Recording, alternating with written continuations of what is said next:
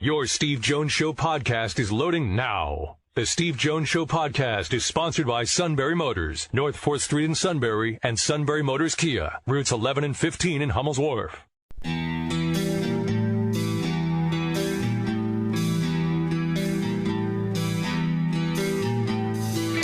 Sports talk where your voice counts. This is the Steve Jones Show on News Radio 1070 WKOK. Now from the Sunbury Motors Studio, here's Steve Jones.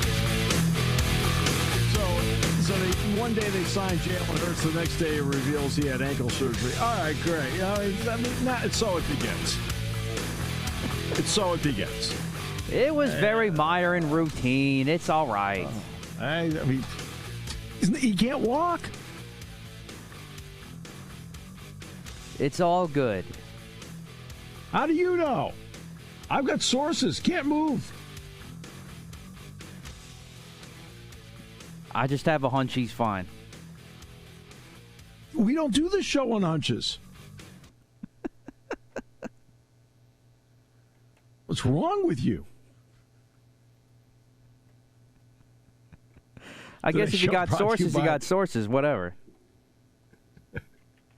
Today's show brought to you by Sunbury Motors, 4th Street in Sunbury. Sunbury Motors, Kia, routes 11 and 15. Hummel's Wharf online at sunburymotors.com. So let's get to, well, let's face it,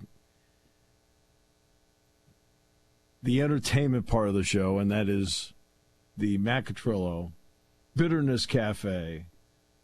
Okay? Forget the yellow brick road. Rant of the day. I was the lion, sorry.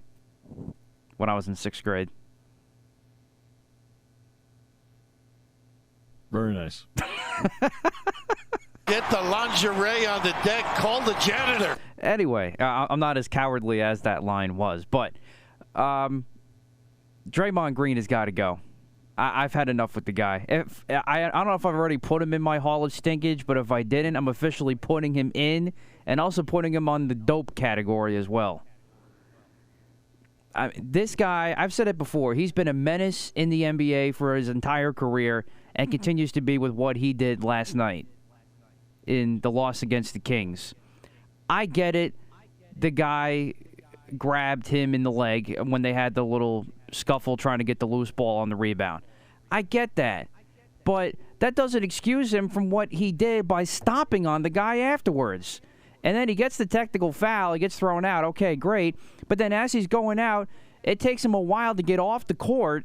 And then secondly, and this is already a guy that has shown beef to fans for jawing at players and was all worried about player safety. Well, he's starting it with the fans and jawing at the fans in Sacramento. So I don't want to hear any more about worried about player safety with fans being too close to the stands and whatnot, because he tried to engage them last night as he's heading off the court. This guy should be suspended. Not only suspended, he should be suspended for the rest of the postseason. I can't stand his antics anymore. I really can't. Enough with the excuses with him either. I mean, I know Jim Jackson called it right. I know what happened in the play, but that doesn't excuse him for it. And then you have the SI.com clown over there and Chris Mannix, who forgets about the reality of the league because he's so enamored, or he's too enamored with the stars in the league itself, thinks the Lakers are going to win the title for whatever reason. Shocking. Is trying to defend Draymond Green in this case. Are you serious? A guy stomped on another guy in an NBA professional basketball game. There's no place for it. I don't care what the guy did. Throw him out. Because I'm happy. Clap along if you feel like a room without a roof. Because I'm happy. Clap along if you feel like happiness is the truth. Because I'm happy. Clap along if you know what happiness is to you. Because I'm happy. Clap along. That's how you finish the rant of the day. Everybody, come on, minions, everybody. Come on. this and that. No good! No good! No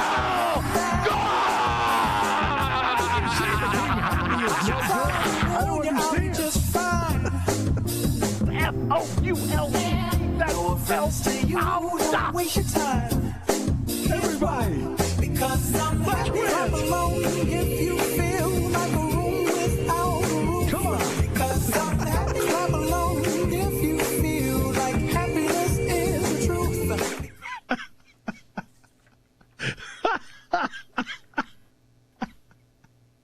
No, senor! No, senor! No, senor!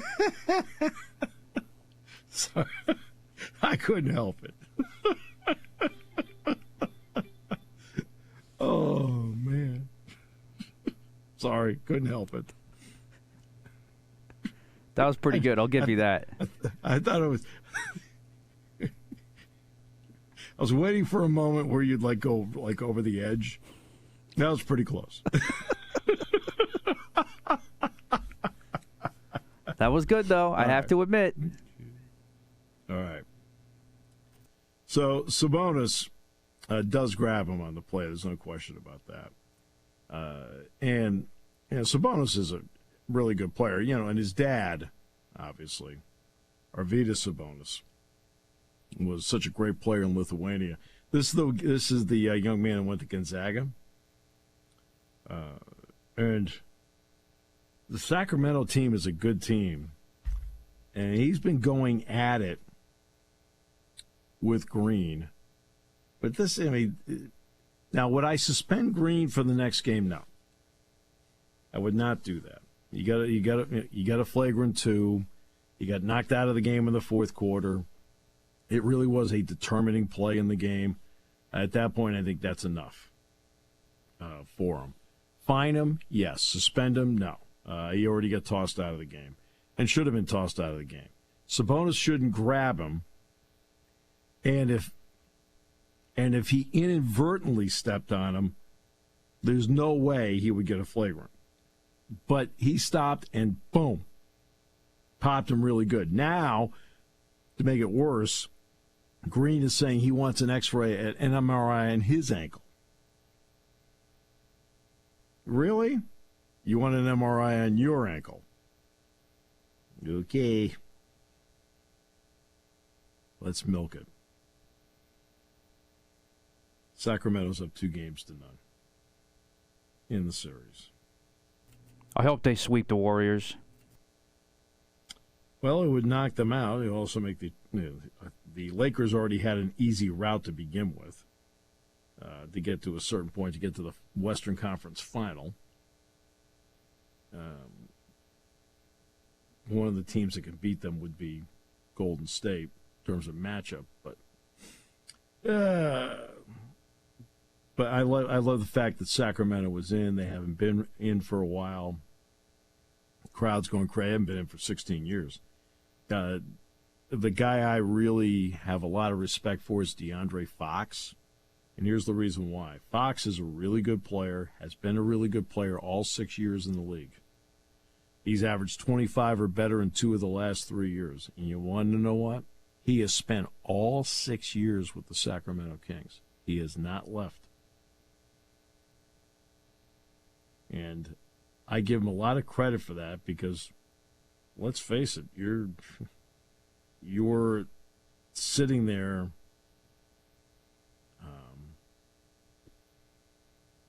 at an outpost that a lot of people don't realize even exists in the NBA or in professional sports, and he has stayed. He's stayed. He's been there all 6 years. And he had a big game last night. He played really well. He had a couple big threes when they needed it.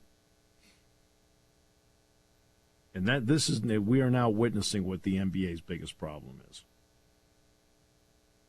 The NBA's biggest problem is the playoffs are really, really good. And the regular season is not.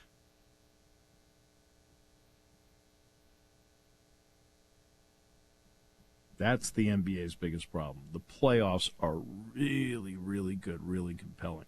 Sixers did a great job shutting down Irving and Durant last night. They don't play for them anymore? Oh, my almighty! Sorry. So, like, being up 2-0 really isn't that impressive. And it was lost last night, too. Thinking of myself. You're 100% correct. Yes. Yes. Although Tyrese Maxey kind of bailed him out last night. Played well. Yes, he did. See, that's the third guy that, when I was talking with Kate, that they need to have. Doesn't have to be the same third guy. Does not have to be the same third guy. You know, you need to have Harden play well. Embiid is a given. He has to play great for you. But you need to have a third guy. It could be Tobias Harris one night. It could be maybe Shake Milton. It could be Tyrese Maxey. You know, it doesn't have to be the same third guy every time, but there has to be a third guy, and last night it was Maxey. Maxey played great. See, I think the Sixers are better, and should be the case that Maxey should be that third guy.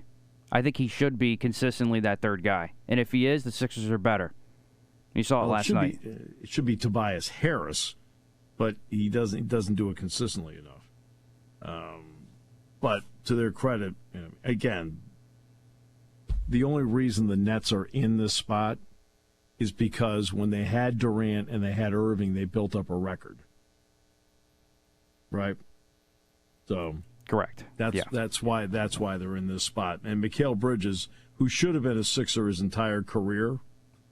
Absolutely. Another brilliant trade under Josh Harris and his stupid GMs at the time, but we won't go down that rabbit hole again. Made no sense. Yeah. But they took, the guy from Texas Tech? Like, what the heck? This guy can't. I called Dick up. I said, that guy can't play. It was all about his wingspan, and oh my God, he could be such a force on defense. This guy didn't even see a minute. By the way, it looks like Allen Robinson's close to becoming a Pittsburgh Steeler. He's going to get traded by the Rams to the Steelers. He does have to pass a physical. And because remember, he sat out the last part of the season. The Steelers get him and a 7th-round pick. The Rams get a 7th-round pick, so they just flip picks, essentially. So this is what the Steelers get. They get Allen Robinson, and now they'll pick 251. The Rams, in return, will pick 234. Robinson is scheduled to get $15.25 million this year. The Rams will pay $10.25. The Steelers will pay $5. And Allen will take the physical tomorrow in Pittsburgh. And yes, I can confirm that he was hurt at the end of the year because I talked to Allen on, I think it was New Year's Day. I think it was on January 1. It was at the what would be the Fast Friday walkthrough. Allen was there, and I talked to him for a little bit. He spoke to the team, and then talked to him afterward.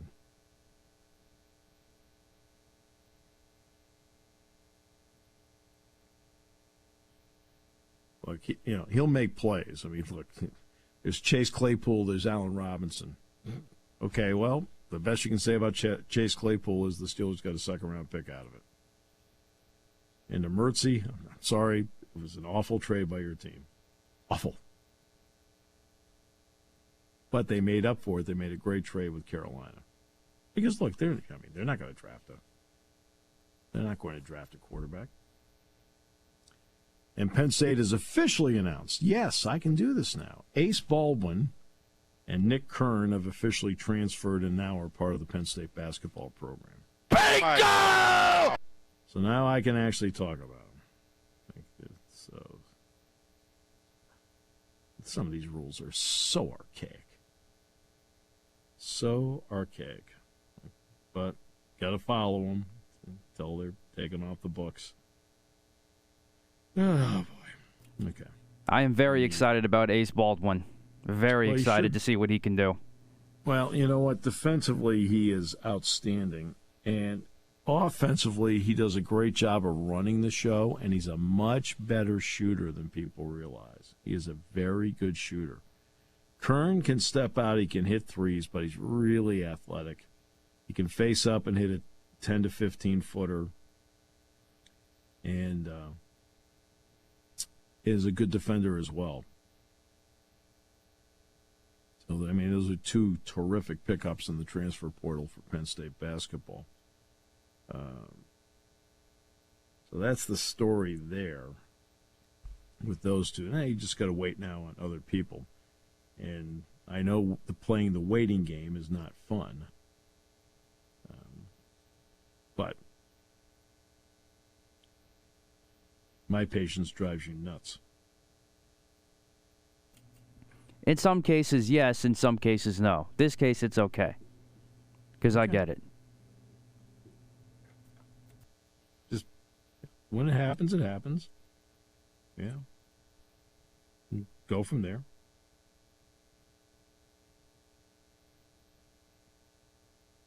Yeah.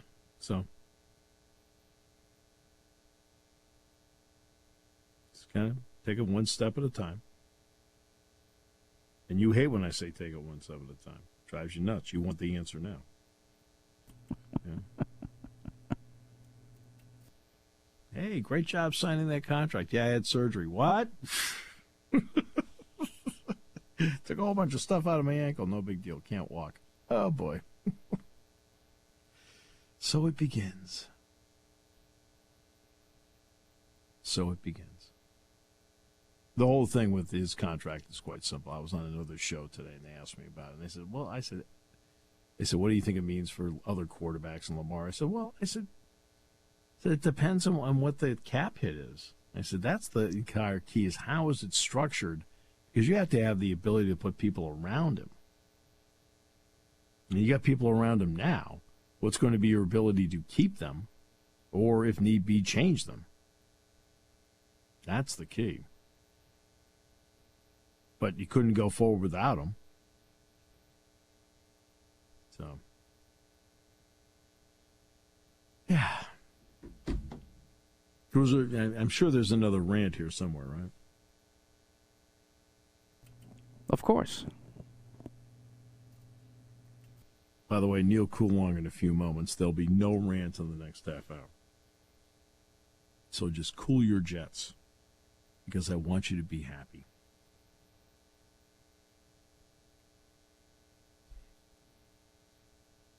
Just figure you're on a roll, and we'd insert that.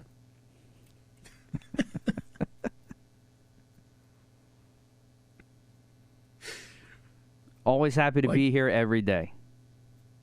I came in a really good mood today because I just got off the phone for the last 45 minutes. I was talking to Johnny Holiday, so the great, legendary 44-year voice of Maryland. And he and I talked for about 45 minutes. Solved a lot of problems. Some of them dealt with you. Does he like the new unis? Look, the only thing that he and I care about is whether you can read the numbers. Right, yes. I'm with you on that. I've been in that spot before when you can't. It's not fun. Well, I remember talking to Paul Keels. This is years ago. He does Ohio State. Ohio State years ago was in the Rose Bowl playing Oregon. And I said, Paul, how was it with the Oregon uniforms? He said, Steve, it was impossible. He said, our stuff's the big block like you guys have. I said, yeah. He says, and there's had a color scheme. So I couldn't tell half the time who the people were. It's crazy. Okay, we'll come back. More in a moment. Great to have you with us today on News Radio 1070 WKOK. When car repairs get difficult. Well, I just don't know. Me neither. We get good. Sunbury Motors. More than quality new and used cars, Sunbury Motors specializes in complicated auto repair diagnosis. They can handle intricate repairs and even complete auto body with service open Monday through Friday, 7 till 4. And Sunbury Motors has made simple repairs easy. Maintaining your vehicle is necessary. Finding the time to do it is difficult. Welcome to Sunbury Motors Quick Lane. Open 7 till 4, Monday through Friday. Just walk in or call ahead. Relax in their remodeled waiting room with Wi-Fi, beverages, and snacks. While Sunbury Motors factory trained techs take care of your oil change, tire alignments, brakes, and inspections. Quick Lane, 6:30 to 6, Monday through Friday. Saturday, 6:30 till 2. Sunbury Motors, Ford and Hyundai, North 4th Street, Sunbury. And Sunbury Motors Kia, routes 11 and 15 in Hummel's Wharf. We take the out of auto repair.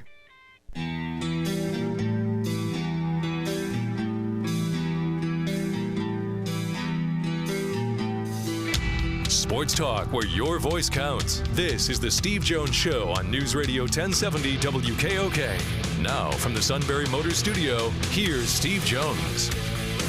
Sunbury Motors, 4th Street in Sunbury. Sunbury Motors Kia, routes 11 and 15, Hummel's Wharf. Online, sunburymotors.com. Ford, Kia, Hyundai, best in new inventory, all with great warranties. Fabulous pre-owned inventory with the Sunbury Motors guarantee. And a fabulous service department that backs it all up with great technicians for the life of your vehicle. All at Sunbury Motors, 4th Street in Sunbury.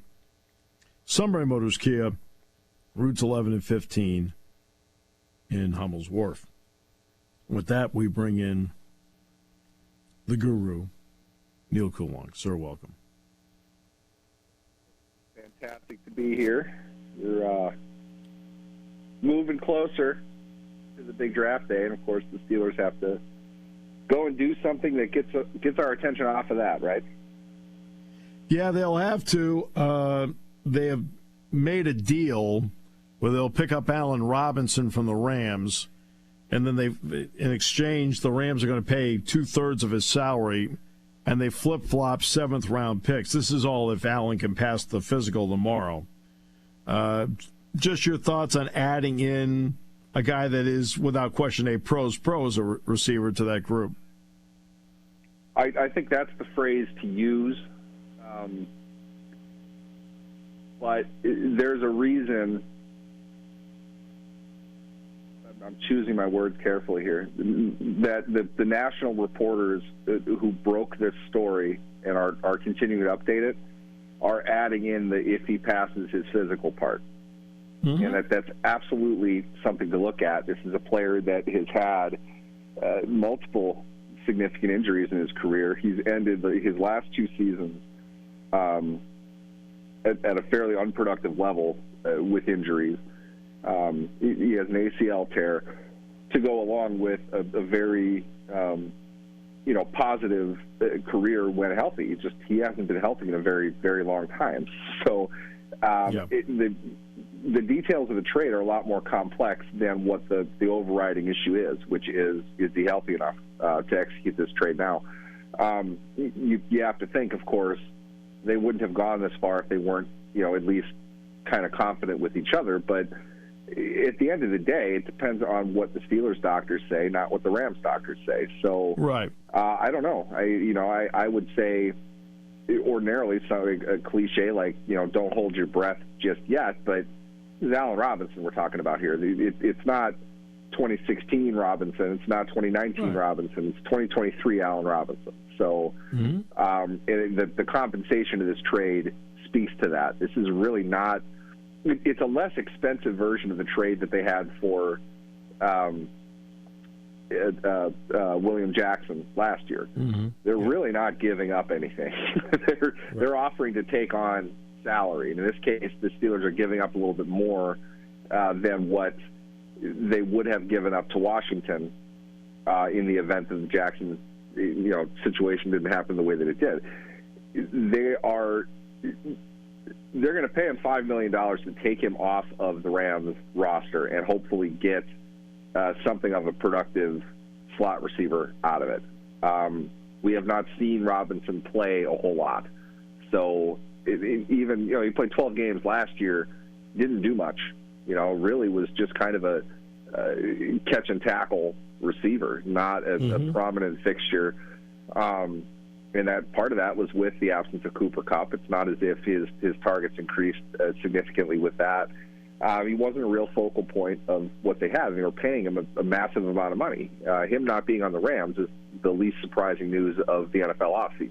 So what the Steelers are getting out of this, I don't think is significant if he does pass the physical. We'll see if that happens. Yeah. But I don't think it's as big a deal as Steelers fans are making it out to be because, one, this isn't fantasy football. Two, it's not 2018 anymore. He's a name. He's not a high-level productive player anymore, and that's just the reality of the NFL for a lot of people. 10.3 yards a catch is that's not something to really get excited about. My opinion, he gets in there, and I talked to Allen on New Year's Day. He spoke to the team at practice that day, and after practice for the Rose Bowl, I talked to him for a little bit.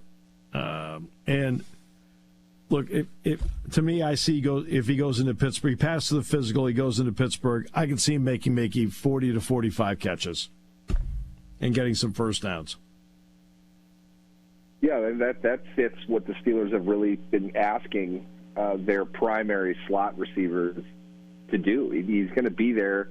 Hopefully, the way that I see it, and let's put salary aside, because in reality, it's almost not even to the dollar anymore. It's really just kind of a group of dollar amounts. Yeah. Robinson is not in a highly expensive range for what the Steelers are paying this year. The Rams are going to pay $10.25, which includes the $5.25 of his roster bonus, and they're splitting his base salary, $5 million each. The Steelers are going to pay $5 million, which is a massive price over what they would normally pay a slot receiver. But they're getting a veteran into the room. They've got a young team, and the value of having the veteran there, even at an elevated cost, is you don't have to draft another rookie. And we've talked about this a couple times. Regardless of what Steeler Nation thinks, Calvin Austin hasn't played a game. We have no idea who Calvin Austin is going to be. Odds are not good. He's going to step on the field and catch 70 for 1,200 anyway. This isn't Mike Wallace in year 2 or anything. George Pickens is still developing as a player. Deontay Johnson has this and one more year at a bad price for both sides next year. We don't know where they're going with the position, but we do know that drafting yet another young receiver is taxing on the entire group. Adding a veteran to that makes a lot more sense. So I can see why they would do it, even if the price is up a bit. But that veteran presence, I think, is really what you're paying for, perhaps more than anything else. I agree with you. He's shown that he can catch the ball. At his best, he was legitimately one of the best route runners in the game. Underneath, he was dangerous. Yeah. Really shifty, hard to cover him, zone or man. He was a weapon. He has that know-how if he doesn't quite have the same physical ability anymore, and it is something that they need to have. I think a large part of the problems, if you want to call them that Deontay Johnson had last year was the tacklers swarmed to him because he's the only guy that they threw to at that level. The intermediate level where Johnson eats is what Robinson is able to do. So if you can have two guys running concurrently with each other, you might be able to set one or the other up. That's something the Steelers offense absolutely did not do last year for whatever reason. That's probably challenge number one for Matt Canada if he wants to continue in his role. He's going to have to find a way to better set up the receivers off one another. I think Robinson can help that in the shorter area because he's good at seeing where coverage is, how to get open, and perhaps draw some of the attention that Johnson's getting away from the middle, away from the flats, and give him an opportunity to be able to make one guy miss and get upfield instead of having to make three guys miss, which is what we saw of him last year when his numbers fell through the floor. So there's some utility value to him. I don't think it's going to be a statistical gain. 40-45, I can see that. I think that's probably optimistic. But with a 17-game schedule, let's just assume, because we're not ghoulish, that he will play all 17 games. That's about right. I don't think Anthony Miller would do any less than that. So I don't think it's so much the player, the physical player. I think it's what he can bring to help the rest of the wide receiver group out. Because that's what I see with Patrick Peterson. He'll be a more productive player and he'll play a lot more. But I also think he'll be a guy that if they decide to draft a young corner, that corner will lean on Patrick Peterson's knowledge. And I think that's what part of this is too. Yeah, I would agree. The Steelers have done this. They'll throw in a little bit of a kicker, telling somebody, basically, look, you're going to get what you're going to get in terms of production. What we want you to do is help out with this guy that we bring in. They'll pay a premium to their veterans to do things like that. It's important. That's part of a team. And when you're operating with a $225 million salary cap that you're going to be, minus $5 million, $6 million during the season, there's value in paying a little bit more. One, to get that player in the door because you really need him, and two, to make sure that they do accept and understand that mentorship role going into it. And yes, I think Peterson helps with that. He's got some utility as a player, but they absolutely are going to sign. They're going to draft a quarterback. That's a foregone conclusion. And having a future Hall of Famer there to help mentor him definitely helps. And I think Robinson, to some extent, can provide a little bit of that as well. And I'm pulling this out on my own. Nobody's reporting this or anything like that. But Deontay Johnson's a guy that he held out of camp last year. He has a contract again it's upside down for next year. His base salary is lower than his cap charge is. So whether he's on the team next year or not is still up in the air. And apparently he got into a fight with a quarterback in a Week 4 game at halftime. I'm not sure that that's the best thing for a team, though I might argue that maybe the quarterback needed to hear it in a more forceful way. Yeah. You could see why they need another veteran is really my point. Johnson is there. Johnson is a solid, proven NFL player.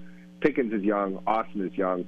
The rest of the room is up in the air. So providing maybe a little bit more of a due north off the field and practice influence guy, it makes a lot of sense. And with that, you're going to pay a little bit of a premium.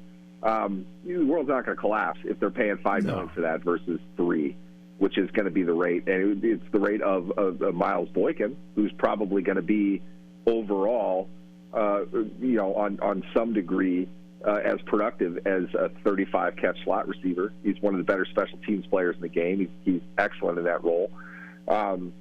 You're paying a little bit of a premium, I think, to have the guy that really has excelled at the position to help a very young room with a young coaching staff.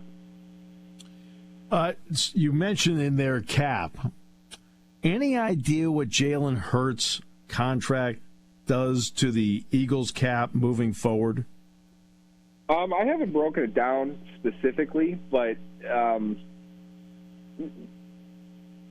cap hits are going to be one thing today, and they're really going to take root 2 years from now.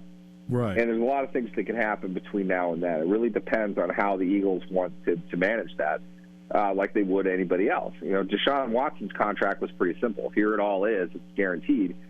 They built it in such a way that it kind of models what Patrick Mahomes has in Kansas City, in that they have the ability to restructure a base salary into a signing bonus at the beginning of each year. Okay. So what I mean by that is he has a large base salary, and he doesn't have anything guaranteed going into the year. I should say, in Mahomes' case, the base salary is guaranteed anyway, and obviously Watson's is too. So converting the base salary into signing bonus drops his cap substantially and pushes it out later on. And they've implemented it in such a way that they're doing it at the pace of growth. So his cap number is right in line with an extended veteran quarterback with the rest of the league.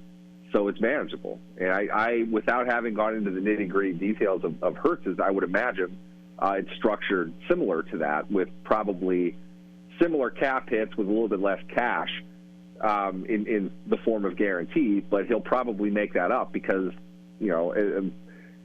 it doesn't seem all that common that you fall out of favor with a quarterback that you paid, top 3, top 2 money to in 2 years. He's still on the team. He's not going anywhere. So the guaranteed piece of it to me is arbitrary. I mean, for the player, obviously it matters. For the cap, it's insignificant. He's going to get the money anyway because they're not going to cut him. So it's inconsequential overall. And the cap, I would imagine, is going to fall in line with what they can project the cap to be within, a couple $1 million one way or another. They have a good sense of what that's going to be. And with that, this is how agents negotiate. They're talking about the percentage of the cap being the quarterback salary because the top guys are getting this percentage of the cap. It's not the total dollars. So whatever that number happens to be is the number they'll land on, plus or minus, some points for negotiation. I'd imagine to be somewhere in there, and that the quarterback's cap number is going to hit 40, 45 in a regular year in the next 2-3 seasons. And that's pre-Herbert and Burrow. So Hurts got, I thought, an excellent deal for who he is. Too. It's with a franchise that knows exactly how to use him to his strengths, and they've obviously had a lot of success together. And he's going to be recognized as one of the highest paid players in the game. However, you want to shift that around. There's a bunch of different ways to define it. Hurts is in that conversation in all of those forms of measurement. So, at the end of the day, you might have cap space having a quarterback on a significantly lower deal, but usually that means you don't have a quarterback. So, the Eagles got away with not having to pay their quarterback, and they made hay with that. Now they're going to have to they're going to have to be more clever. They're going to have to be more clever. Yeah, there are worse crimes to have. There are worse challenges to have in the NFL than having to pay a really good quarterback. That's just the way that I see it. They're going to get paid. Yeah. People make too much out of the cap itself. It's accounting. They have to pay good players. You're not going to win if you don't. Right. And my bottom line is you have to have them. They did what they had to do. Yep. No issue with the contract. But now, moving forward, you're going to have to put chess pieces around him to make sure it fits the number that you need. Yeah. If you want to do a comparative analysis of it, Steelers have to do the same thing around Kenny Pickett. Doesn't matter how much he makes. It's a different set of problems, But universally, you have to put good players around your core players if you want to be successful.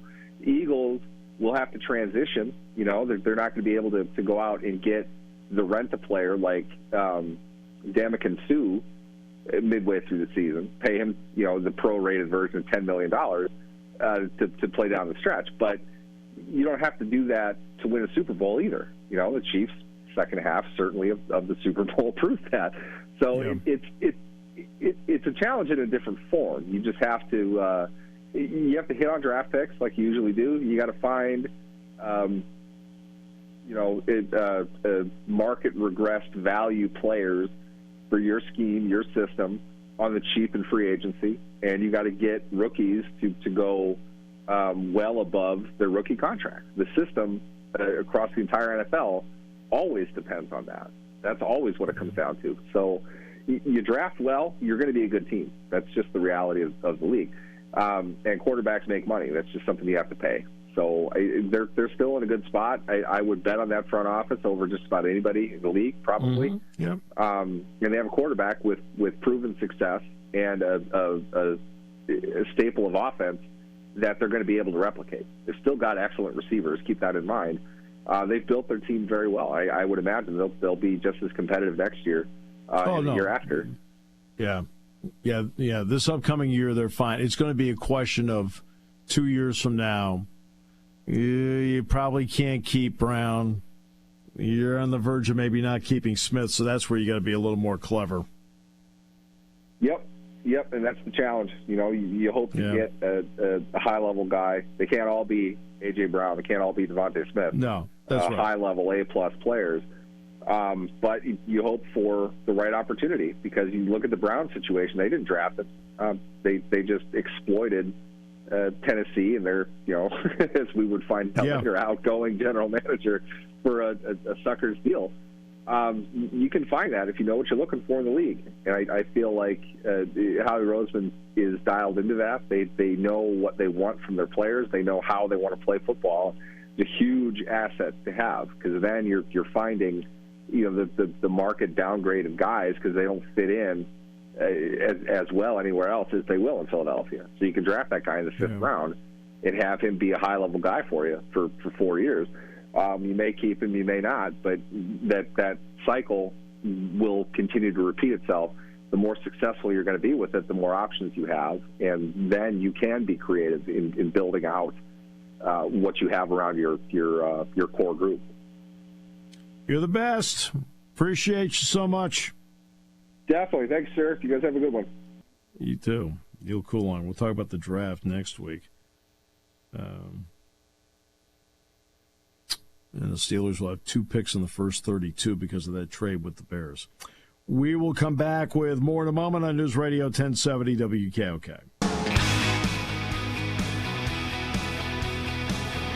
More rants in the next half hour. Should be exciting.